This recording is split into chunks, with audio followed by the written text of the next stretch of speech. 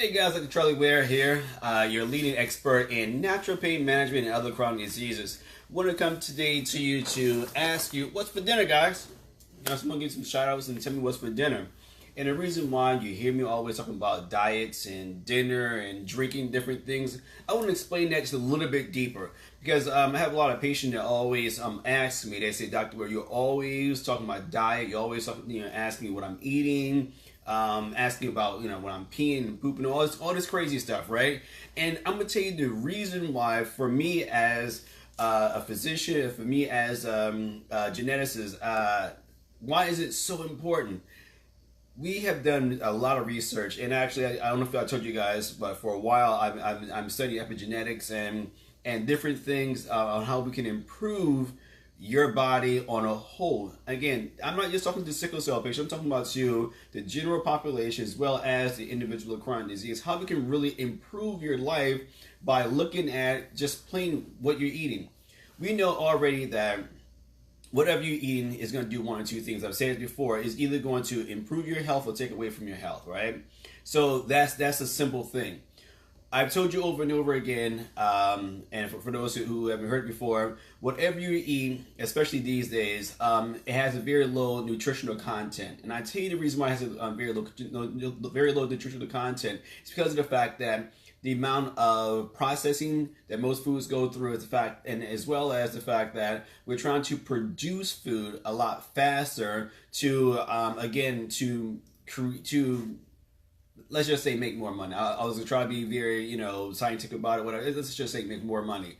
And even in saying that, we already know that if you go to Whole Foods around 9:30, 9:45, how much food they're throwing away. If you go to some of these other big chain places, how much food they're actually throwing away. So this whole supply and demand type thing, is always in theory, doesn't really work.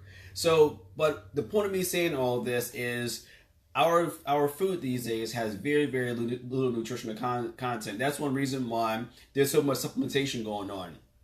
Look at what a supplement is. Even the definition of a supplement is something that is in place of your regular nutrition. Back in the day, everything you ate had a nutritional content, and because you ate a protein, you ate a starch, you ate a bunch of veggies as well, and you drank a lot of water or different juices. Nowadays, we're eating so much processed food is the fact that none of what we have a high nutritional content, or is fortified with different synthetic vitamins as well, which is a whole other host of issues that really go on. But from a genetic standpoint, we've been able to identify where we can even predict how your child is going to, deal with life on a whole. The foods that mom eats can translate into the fact that the baby's gonna have a risk of asthma, a risk of Crohn's disease, a risk of other gastrointestinal issues, even heart disease, things of that sort at a very young age. These are different things I'm learning how to do from a genetic standpoint or epigenetic standpoint. But also we also know the things that you can do to promote these things as well. So if we know that from a scientific standpoint, we can do different things to promote your health, but also we know most of the things that are going to take away from your health. Why is it that I'm always speaking about dietary things and also the way you can improve things yourself, when in fact that, I do have an herbal supplement company? Because of the fact that I'm here to educate you. I'm here to give you as much information to take care of you and yourself and your loved ones before you have to come to someone like myself or go to another physician. The reason why, because the sad part about it, as I said before, almost every health condition is on the rise. When the last time you actually heard someone say, "Oh well, this year cancer has declined by even 2%"? Haven't heard that. Have you heard that heart disease has declined over the last 10 years? Even though there have been so many heart medications and cholesterol medications out there that as all this research being done, but are all these numbers going down? No, they're going up. Correct? Not because of the fact that we have this larger population, it's just because of the fact that our food has no nutritional content. And we also know that the average physician only has about 10 hours of nutritional classes, in medical school. I mean, even myself, I know, because I went to medical school and also went to alternative medical school. In my alternative medical school, we actually had, 10 weeks of just nutrition. teaching you how to eat properly in order to advance your health, not by giving you something, not by, prescribing something. It was really about prescribing dietary things. That's why most of the individuals that come in my office, they know that they're going to leave here with some sort of dietary outline. When I have patients all over the world. I have patients that are in all over Africa, in Europe, South America, all over the United States, Canada, all over, that call me, and I have consults with them. And 99.9% of them will tell you that, well, Dr. Ware, he's going to tell you all the supplements that he'll want you to start taking to improve your health. But the first thing he's going to look at you for is about diet. And the reason why is because I need for your body to actually get back to a good homeostatic standpoint, which means a good basis of healing. That's all it's about. The more you put stress on your body, the more you put stress on your body, whether it be not sleeping well, not eating well, a stressful job, a stressful life, home life, and then also you're going trying to work out. I'm trying to work out, trying to lose weight. So you put all these 5 major stresses on your body. Do you think your body is going to break down eventually? Yes, it will. But if we take away the fact that you're putting these bad stressors from dietary things, we're making sure that you have a good plateau, and that all the trace minerals that you're having, all the micronutrients that you're having are efficient for your body. That's one stressor off your body, correct? And then along with that, we're teaching your body how to naturally act to a stressful situation by using different adaptogens. That's another stressor off your body. So now versus you actually having hypertension because you're always in a stressful and anxiety situation, your body's naturally calm itself down. So we already have taken away 2 to 3 of the major stressors just by changing your diet. We can do that. Okay? So that's why I'm always talking about dietary things with people, because if I can teach you how to eat well, if I can teach you how to sleep better, de-stress yourself, that means your health has a higher percentage over time, or a rate of actually improving. I can already tell you that get 35 to 38% of diabetes, use the term diabetes, is caused by stress. Because the individuals have high amounts of stress, that means their cortisol levels are going up, and then they're eating the improper things, and then they're sitting down on a daily basis, they're not moving their body, not exercising, boom, diabetes kicks in. Okay. We also can tell you that most of the individuals, around 6% of individuals that take any type of hypertensive medication over a course of 2 to 3 years, eventually we take in a statin and or a diabetic medication. These are the facts and the figures. These are not things I make up in my head. These are facts and figures that I see every day, all day. That it's important for you to eat proper, not just because of the fact that it's a trend or it's a fad. You gotta find out what works for you. And what I do, I don't put anyone on a ketogenic diet or Atkins diet or South Beach diet, or I don't even know all the names of different types of diet out there, or the belly blast this, or you drink this and you detox. I don't care for all that. I tell people every day, all day, eat real food first and foremost. Okay? Eat real foods first and foremost.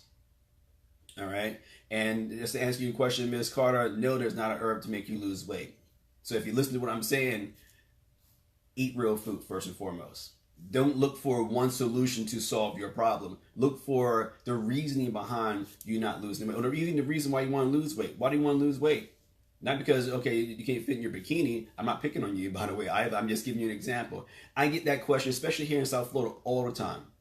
All the time. People won't want to lose weight. But I'm like, why do you want to lose weight? What's the purpose of you losing weight? Oh, because you think you're going to be healthier? Trust me, I have some 120-pound women that come in here and they look good and they're slim and trim and whatever, and their cholesterol is through the roof. Their hormones are all thrown off, yada, yada, yada, yada, yada. They're a hot mess. They look good, but they're a hot mess. I have some overweight individuals that, I had one recently. This lady, she was a size 16, did blood work on her, and when I say it was nothing wrong with this lady except for that she was obese, that was the only thing wrong with it. Blood work came back perfect, hormones came back perfect. I'm like, okay, well, we know what's going on. It's more so of a stress situation, and already in a month she's down to a size 12. But that was done through the fact that we say, eat proper and de-stress yourself, and the weight will start to come off. So let's look at and some of the people that are on here right now, and they know me from being a patient of mine or seeing me speak. I try to be very, very real with my patients. I don't try to cut corners at all of my patients, because again, I'm dealing with your health. I'm not dealing with just play. I'm trying to deal with you in a way that I can help you understand that this is very, very serious. even when you go on these yo-yo diets or you take a herb to try to make you lose weight, that's actually stressing your body even more, because you're doing something and all of a sudden your body's falling off again. Or you're doing something, you lose weight, and all of a sudden you're doing the bad habits to continue to make the weight come back on. And when the weight comes back on, it comes back on either twice or sometimes 3 or 4 times the amount it came on before. So again, you don't be sleepy. Exactly. That's the whole thing. Let's not say, okay, let's lose weight. It's not about losing weight. It's about, okay, what all are all the symptoms that surround that losing weight, or that is making you not feel the way you want to feel. So let's deal with all those things first. And I'm already probably tell you, I'm gonna say 85% of it, or say 65% of it, is the fact that you're stressed and not dealing with your stress properly. So once you learn how to deal with that stress, and again, that stress can be, I'm not even getting to it. And it can be something that can be as simple as time management. I feel like I have no time. Next thing you know, I'm like, wait a minute, but you're on social media, an hour and a half a day. That hour and a half can actually be towards something that can be better for your life. I tend not to be on social media a lot, only because of the fact that I'm doing other things. I'm doing my lives here. Now, I'll answer a few questions here and there, but I don't use it as like I'm bored, I need something to do. I try to, again, give good information. I've given some feedback. Myself or some of my assistants actually answer some of the questions for you, or they'll give me the real tough questions.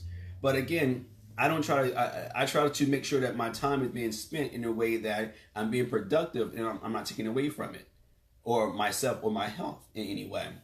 If I know I need to read something, and I know I spend an hour and a half trying to answer a question or do whatever, and I'm like, oh man, I'm up to 2 o'clock in the morning because I didn't time manage myself properly.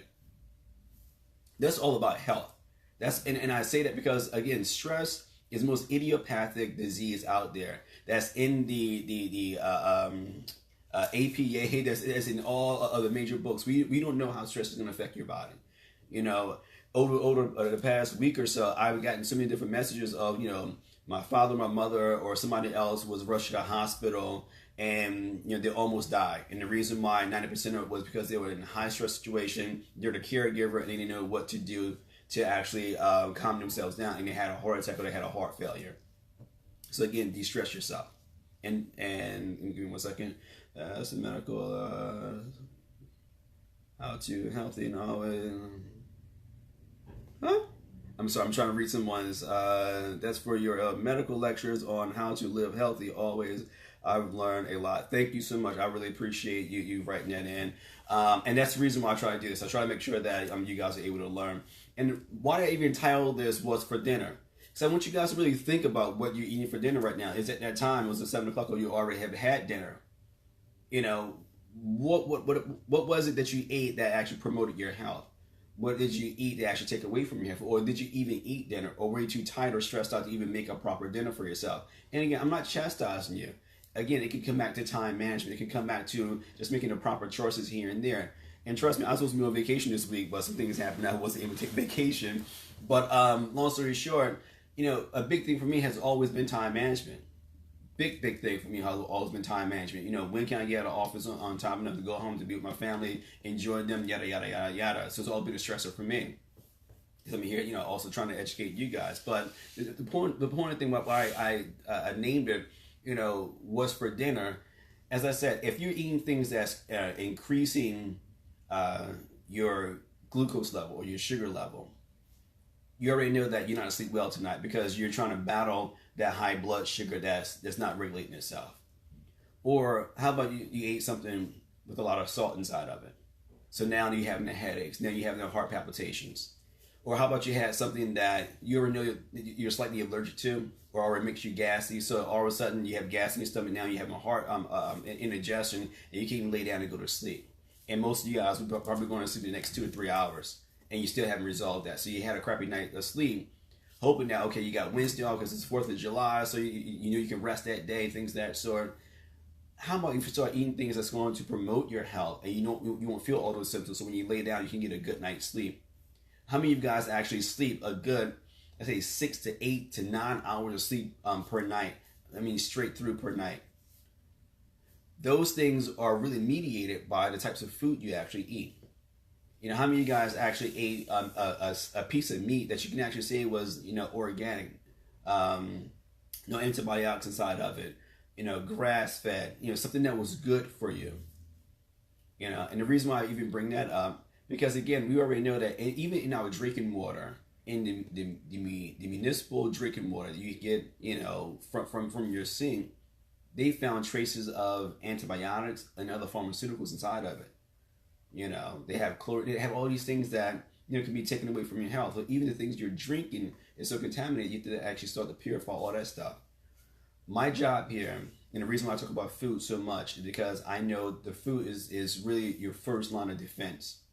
Your first line of actually making sure that there's no sickle cell crisis, there's no diabetes, there's no hypertension, there's no cancers, there's none of these things that we think that we inherit from our parents. Well, my daddy had hypertension, my mom had diabetes, well, I got it on both sides. That's a fallacy. That's a huge fallacy right there. It's all about what you yourself do to your own body. It's not what your parents did when you were younger. It's some of that. Yes, some of that's true. But there are ways where you can actually make your body as clean, because this is the only temple you actually have. So you got to make sure that you continue to actually have that same action towards yourself. I know some of you guys do. I mean, I see Miss Forrest all the time, out there pumping hard. And Miss Carter, you always asking them, phenomenal questions as far as how to keep your body healthy, or get your body even more healthy. Don't allow fear of the unknown, or fear of doing something different, to not allow you to be the best you can be. And that's what a lot of it is the fact that you fearing, if I eat this way, what would people think? Or if I eat this way, what's going to happen? I have this one patient, it's funny, and I love her to death. I had this issue, a patient of mine for the last, I think, 10 or 12 years. But every time she would go on a diet, she would actually start to get sick. And she was like, well, I'm getting sick again. I'm like, well, no, you have a lot of gas. And she finally, after 12 years, and this in the last 90 days, she finally was on a diet, and she got the sickness. It was a lot of gas. And she was like, I don't care. She's losing the weight. She's feeling great, and we're dealing with the gas situation. But again, it was that fear, the fact that, okay, well, I'm gonna get gas. I'm gonna be fearful, whatever. But sometimes it takes a little bit. It takes a push. And I want you guys to get over that fear majorly. What do you have to say, Miss Gregory? Time management major for me. Yes. Often, yes. A big thing, and actually, I love people who work at night. And the reason why I say that, I put myself through uni working at night. I work from either 10 to 7 or 11 to 8 in the morning. That's how I will wake up, I will get off of work, and I will go almost straight to class sometimes. But take different things that are actually going to help your adrenal glands, because studies show that individuals who work at night tend to actually have harder time adjusting their circadian rhythms, or the way you're supposed to actually go to sleep and things of that sort. So you definitely want to take different adaptogens like holy basil. Yes, I'm talking about a product of mine, Peaceful Calm, will actually help your adaptogens or your adrenal glands calm themselves down. You can actually fall asleep when you need to fall asleep. A lot of individuals have adrenal fatigue, so you actually do have a higher rate of diabetes and some other issues that go on. So make sure that if you can get off that night schedule as soon as you can, please get off that night schedule, because I see a lot of ill effects with working at night for long periods of time. Some patients of mine who will do it for 15, 20 years, and there's some definitely some health risks you want to not to broach. So, but there's some things you can do. Like I said, some holy basil teas, Peaceful Calm. What else? Even if I say ginseng, I'm not saying ginseng to actually give you energy. It's more so small doses of ginseng is a great adaptogen that will protect your cells and things of that sort. There's some reports with that too. So hopefully I'll give you some good information. Anyway, and also eating proper. I know again, staying up late at night, you'll want to have a lot of sugary things to keep you going, or a lot of coffee. You don't want to do that. You still just want your body just to do its natural thing. Just drink plenty of good teas that doesn't have a lot of caffeine in it, preferably green tea or different herbal teas too. But again, food is very, very important. You don't want to eat sugary things. You don't want to seem as if as she said, eating dinner at 2 a.m. You still want to eat a little bit earlier, because your body naturally want to, sort of still be asleep around between 10 and 2 o'clock. So if you can start to sort of wind yourself down a little bit more, but just stay focused and different things like that. So that's just some tips right there. But for me, again, food is everything. food is life. Water is life, and food, goes right behind that. So you have to make sure that whatever you eat is going to keep promoting your health and making sure that you feel phenomenal. We do have a few food guides that we have online. I think I actually posted a few in my other group. I'll try to post one or two inside this group right here. There's basic guides that will help you deal with stress, and we have some different recipes in there.